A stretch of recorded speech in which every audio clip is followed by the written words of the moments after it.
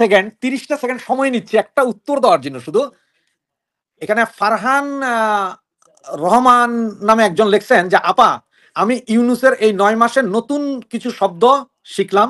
শব্দগুলো হলো মুজিববাদ, জিয়াফত, পালংবাদ, meticulous design, সমন্বয়ক, তৌহিদি জনতা, আরেকটা শব্দ আছে এটা পড়া যাবে না, জয় বাংলা করে দেওয়া ইত্যাদি। হা হা হা হা। তবে আমি বলবো যে ভাইয়া আপনি আরেকটা শব্দের কথা ভুলে গেছেন, যেটা গতকালকে থেকে চলছে। একটা হচ্ছে যে বোতল, মাহফুজ বোতল, আর দ্বিতীয়টা হচ্ছে যে ঠান্ডা, আরেকটা হচ্ছে ইনকিলাব জিন্দাবাদ, আরেকটা হচ্ছে আরেকটা যেন কি বলছে, আজাদি। না না, আজকের দিনের সবচেয়ে বড় ক্রেজ হচ্ছে যে বোতল, মাহফুজ বোতল আর ঠান্ডা, মাহফুজ ঠান্ডা।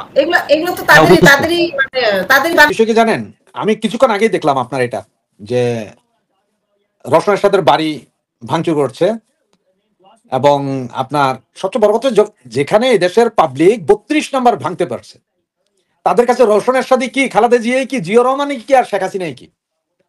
বাংলাদেশের স্তম্ভ যেটার ভেতর থেকে স্বাধীনতার সূতিকাগা।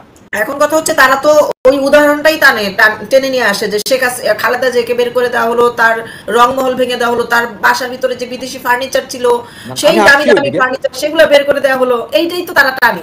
আমি ওদিকে আসছি, যেমন শেখ মুজিবের বাড়ি 32 নম্বর বাড়ি তো আর ওনার বাপদাদার আমলে কিনা বাড়ি, ওটা তো 1 টাকায় কিনা নাই ওই জায়গা। শেখ হাসিনার বাড়ি যেটা, সেটা ওয়াজেদ মিয়ার বাড়ি, শেখ হাসিনার বাড়ি না। তার মানে ওয়াজেদ মিয়া ওনার হাজবেন্ডের বাড়ি। আর এই যে আপনার খালেদা জিয়া, উনি তো মাত্র 1 টাকায় এই বাড়ি নিয়েছিলেন, তার সাত্তার সাহেব দিয়েছিলেন। জিয়া রহমান মরার পরে সাত্তার সাহেব ক্ষমতার অপব্যবহার করে 1 টাকায় সেনাকুঞ্জে বাড়ি, যেটা হয় না বাংলাদেশের ইতিহাসে, এর আগে আর কখনো হয় নাই। এখন রওশন এরশাদের বাড়িও কেনা বাড়ি। সবচেয়ে মজার বিষয় কি জানেন, আপনার একটা কথা বলি, এই যে আজকে রওশন এরশাদের বাড়ি, গতকালকে থেকে শুরু হয়েছে কি নার্সিং আর জগন্নাথ বিশ্ববিদ্যালয়ের এটা মারামারি ব্যাপক, আজকেও আন্দোলন চলতেছে। তার আগের দিন একটা বোতল ছুঁড়ে মারছে, সেটা যায় লাগছে মাহফুজ কাকার মাথায়। উনি আজকে আবার সিটি স্ক্যান করতে গেছেন, কারণ মাথার ভেতরে নাকি ওই বোতলের কর্ক নাকি মাথার ভেতরে পাওয়া গেছে, সিটি স্ক্যানে দেখা গেছে যে ওখানে প্লাস্টিক বোতলে কর্ক ঢুকে গেছে। এই যে কাহিনীগুলো, এগুলো কিন্তু সব নাটক। আর এই নাটকটা কেন হচ্ছে জানেন, ঠিক যেদিন ওই যে আওয়ামী লীগকে নিষিদ্ধ করার দাবির জন্য যেদিন হাসনাত আব্দুল্লাহ সহ বাকিরা গেল, সিটি কর্পোরেশন ঠান্ডা পানি দিল, ওয়াসা পানি দিল, বাকিরা বিরিয়ানি দিল, সেই দিনও কিন্তু অস্ত্র নামছিল মাত্র ওই দিনই ঢাকা এয়ারপোর্টে এবং চিটংয়ে মানবিক করিডোরের অস্ত্র। আর সবচেয়ে মজার বিষয়, গতকাল আরো 3টা ট্রাক পৌঁছেছে, যেটা রাঙামাটির নাকখাইনছড়িতে, আবারও ভারতের সঙ্গে নাকখাইনছড়িতে, সেখানে হচ্ছে 3টা 800 M11 800 হাউস কামান, আমেরিকার সেই হাউস কামান, 3 পিস হাউস কামান আজকে ঢুকেছে মায়ানমারের সন্ত্রাসী গ্রুপগুলোর কাছে। এগুলোতে যাতে কেউ সাংবাদিক না যায় বা এগুলো নিয়ে যাতে পাবলিক চিন্তা না করে, কথাবার্তা না হয়, যার কারণে এই কাহিনী। 10 মিনিট আগে দেখলাম যে কিছু হুজুর দাড়ি পরা টুপি পরা লাঠি নিয়ে শখানিক মোটরসাইকেল ভাঙছে। ওদের দাবি এগুলো সব ইন্ডিয়ান মোটরসাইকেল, এগুলো হারাম বাংলাদেশে। তো এগুলো যত কিছু আছে এগুলো সব এখন হচ্ছে নাটক, মানে একটা নাটক প্লট তৈরি করতেছে, এক একটা জিনিস ঘটতেছে। কিছুদিন পরে হয়তো আপনি দেখবেন যে আমেরিকা আসছে, সেখানে কি একজন লাদেনের খোঁজে, লাদেনও কিন্তু তাদের ক্রিয়েট করা অলরেডি, কয়জন লাদেন যে ক্রিয়েট করে রাখছে কে জানে, লাদেনের খোঁজে আসবেন। আর সেই লাদেন কি করবেন, লাদেন তখন মায়ানমার থেকে বাংলাদেশে ঢুকবেন, পাহাড়ি অঞ্চলে চলে গেছেন লাদেন। এই পাহাড়ি অঞ্চলে লাদেনকে খোঁজার জন্য সেনাবাহিনী নামবে, ইউএস সেনাবাহিনী, যেটা প্লট তৈরি করতেছে।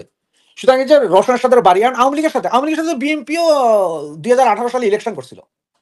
সেই সময় আপনার এই যে আমাদের ব্যারিস্টার রুমিনা ফারহান, অবশ্য আমার ক্র্যাশ উনি, যদি উনি বিয়ে করেন না, আমি বিয়ে করছি, তাতে কি ক্র্যাশ হইতে তো সমস্যা নেই। এখন উনিও তো নিজে প্লট নিয়েছিলেন 10 কাঠার, ওনারটা ভাঙছে আওয়ামী লীগ আমলে। 2018 সালে বিএনপির যারা সংসদ সদস্য ছিলেন, যারা কামাইছেন, তাদের কিছু কি ভাঙছে? তা তো ভাঙেন নাই, ওরাও তো ব্যবসা বাণিজ্য করে গেছে। তাহলে আজকের এগুলো কি? এগুলো সব হচ্ছে যেমন গিমিক। আর বিএনপি এমন অবস্থায় আছে, একটা জিনিস মনে রাখেন, বিএনপি যখন একটু ভালো পজিশনে থাকে তখন ওরা হয়ে যায় পুরোপুরি জামাতের দালাল, আর যখন একটু ব্যাকওয়ার্ডে পড়ে তখন ওরা যায় মুক্তিযোদ্ধার ছায়াতলে যায়, যে আমরাও মুক্তিযোদ্ধা, জিয়া রহমান মুক্তিযোদ্ধা করছিলেন, উনি স্বাধীনতা ঘোষণা করেছিলেন। এগুলা করে হচ্ছে যে আপনার এই বিএনপি। সুতরাং তারা আজকে আবার দেখেন, বিএনপির আরেক নেতা বললেন কি ইলেকশন চাই, এরা এই ঢুকাচ্ছে ওই ঢুকাচ্ছে অস্ত্র, সব হচ্ছে যে ডুপ্লিকেট খেলা। মূল খেলাটা হচ্ছে যে এই ইউনুসের হাতে, ইউনুসগং এক একবার এক একটাকে চাচ্ছে, এক একবার এক এক গ্রুপ দিয়ে। প্রথমবার মৌলবাদী গ্রুপ দিয়ে একটা করাইতে যাইয়া ঝামেলাটা বাঁচছে কি, ওই যে গোলাম আজমের বাংলায় ঠাই নাই, গান বন্ধ করো। গতকাল যেমন উদীচির সবচেয়ে মজার বিষয়, উদীচির সোনার বাংলা গানের অনুষ্ঠান ভাঙচুর করলো জামাত ইসলাম, সেইটার পোস্ট দিয়ে। এই খবরটা ইন্ডিপেন্ডেন্ট চ্যানেল প্রকাশ করার কারণে তারপর আবার ডিলিট করতে বাধ্য হয়েছে। ডিলেট করছে পরে, এরপরে আবার তারা একটা নিউজ দিল যে না এটা ভুলবশত জামাত বিএনপির নাম আসছে, এরপরে যা খবরই নাই, গায়েব। কারণ এই যে উদীচি কিন্তু লালবদর, উদীচি কিন্তু জুলাই আগস্টে কিন্তু ব্যাপক হারে নেমেছিলেন ঢাকা শহরে, পথে পথে গান গেয়েছেন উদীচি লালবদরদের জন্য, সেই উদীচিরও আজকে ভাঙছে গতকালকে। এগুলো সব কিন্তু করাইতেছেন ওনারা যাতে আপনাদের চোখটা অন্যদিকে থাকে, আর নিচে ওনারা কাজ করে গেছে। আপনার এই যে আসলে আমার যদি নিজের ব্যক্তিগত কোনো জিনিস থাকে কোনো জায়গা, আর আমি যদি সেগুলোতে মানে টুক্কা দিই, কারো তো কিছু বলার থাকবে না। উদ্দেশ্য তো তারই দল, ডাক ঢোল গলায় ঢোল ঝুলিয়ে রাস্তায় যে পিটাইছিল আর গান গাইছিল, এগুলো তো আমরা দেখছি। তো এটা তো তাদেরই দল, এটা নিষিদ্ধ করে না কেন তাহলে? না, এটা নিষিদ্ধ করবে না। এই যে দেখেন আরেকটা মজার খবর, সেটা হচ্ছে মানিক মিয়া এভিনিউতে আবার নারীদেরকে নামানো হচ্ছে, এখানে এটা দিয়ে আবার একটা ম্যাসাকার করবে, আবার সেই মূল্যবাদী নামাবে। এই নাটক কিন্তু চলতেই থাকবে একটার পর একটা। আপনি টেকনিক গুলো দেখেন, ইয়েকে নামাবে, হাসনাতকে নামানোর আগে, আওয়ামী লীগ নিষিদ্ধকরণের আগে ঠিক এক সপ্তাহ আগে ওনারা নারী কমিশনের ইয়েটা নিয়ে কাঁপাইলেন, কিন্তু দেখলেন যে নারী কমিশনের এটা নিয়ে যদি বেশি হাউকাউ করতে যায় তাহলে বলো যে সব টুপিয়ালা নামছে, তখন যাই সেকেন্ড পার্টি সে হাসনাতকে ঢুকাই দিলেন, আর ওইখানে যাই কি হলো, পুরো টুপিয়ালা। আজকের এগুলো দেখেন জগন্নাথ বিশ্ববিদ্যালয়, তারপরে ইন্টার্নি ডাক্তার, না জানি ডেন্টিস্ট, এদেরকে নিয়ে নামাইছে। এবং একটা জিনিস মজার জিনিস দেখেন, এইগুলো কেন করতেছে, এর আগে কিন্তু পাকিস্তানের অ্যাম্বাসেডার চলে গেল, মাহফুজকে তো ভিড়ের মধ্যে মাইকের সামনে বলে বলছে আমাকে যে বোতল দিয়ে ঢিল মারছে তো শিবিরের ছেলে পেলে।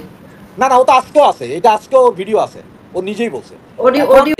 অডিওটা আমার কাছে আছে। এগুলোর ইস্যুগুলো দেখেন, পাকিস্তানের অ্যাম্বাসেডার, আমরা সবাই পাগল হয়ে গেলাম কি অ্যাম্বাসেডার ওই যে বাঙালি এক মেয়েকে নিয়ে গেছে কক্সবাজারে 5 দিন ঘুরছে এই সেই নিয়ে। ভাইরাস পাকিস্তানের অ্যাম্বাসেডার কক্সবাজারে 3 দিনে 5 বার বৈঠক করছে, প্রথমবার জামাত ইসলামের গ্রেট লিডারদের সাথে ওখানে, এরপরে রোহিঙ্গা অর্গানাইজেশন ফ্রন্টের সাথে, রোহিঙ্গাদের যে 4টা গ্রুপ আছে ওখানে যুদ্ধ করতে, এদের সবার সাথে পাকিস্তান অ্যাম্বাসেডার ওখানে কথা বলছে। ওনার কি কারণ, ওখানে ওনার কি কাজ? আবার যাদের সাথে কথা বলছে তাদের মধ্যে কিছু আছে যারা তালেবানি সংগঠন, যারা এখন ইন্ডিয়াতে যাবে। সুতরাং গতকালকে ইন্ডিয়ান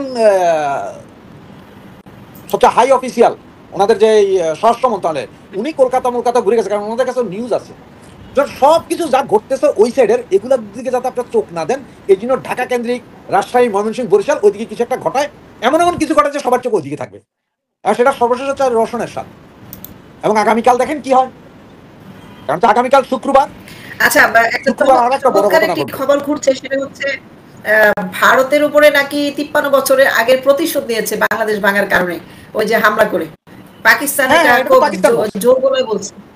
হ্যাঁ, এটা তো পাকিস্তান বলতেছে যে ভারতের উপরে, মানে ভারতের কি ক্ষতি করেছে যেটা প্রতিশোধ নিয়ে সফল মনে করছে বাংলাদেশ দখল করে, নাকি ভারতে হামলা করে কাউকে কোনো সৈন্য মারা গেছে কিনা? ওই যে ভারতের ওদের কথা মতো তথাকথিত 5টি রাফায়েল বিমান, যার 10 জন পাইলটের হদিস নেই। টিনের বাক্স দেখলাম, টিনের ঝুড়ি। ভারত এত বোকা না, ইউনূস এত বোকা না, পাকিস্তানে হামলা করার জন্য দামি দামি যানবাহন পাঠাবে, মশা মারতে কামান পাঠাবে, এটা আমি বিশ্বাসই করি না। আর যেগুলো ভেঙে পড়ছে এগুলো সব মুড়ির টিন, মানে হালকা পাতলা একটা ঝাপসা ভয় দেখানো আর কি। ওইটাই এখন প্রতিশোধ নিচ্ছে, এটা সান্ত্বনা নিচ্ছে যে প্রতিশোধ নিয়েছে। আমি একটা কথা বলছি, জি বলেন।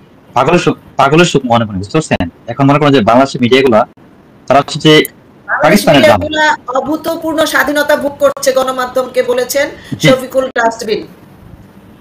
জি শুনেন, বাংলাদেশের মিডিয়া হচ্ছে পাকিস্তানের দালাল, তারা তো ইন্ডিয়ার দালাল হতে যাবে না। তারা ইন্ডিয়ার পাঠাতে যাবে কেন? কারণ ইন্ডিয়া তো মনে করেন যে তাদের এই যুদ্ধে তারা অনেক ক্ষয়ক্ষতি হয়েছে, তারা প্রায় $83 বিলিয়ন ক্ষতির সম্মুখীন হচ্ছে, বুঝতে পারছেন? এর মধ্যে রাফায়েল ধ্বংস করা হয়েছে, তারপর এর মধ্যে আবার আপনার কাছে 30টা সেকেন্ড সময় নিচ্ছে একটা উত্তর দেওয়ার জন্য। শুধু এখানে ফারহান রহমান নামে একজন লিখছেন যে আপা, আমি ইউনুসের এই 9 মাসের নতুন কিছু শব্দ শিখলাম।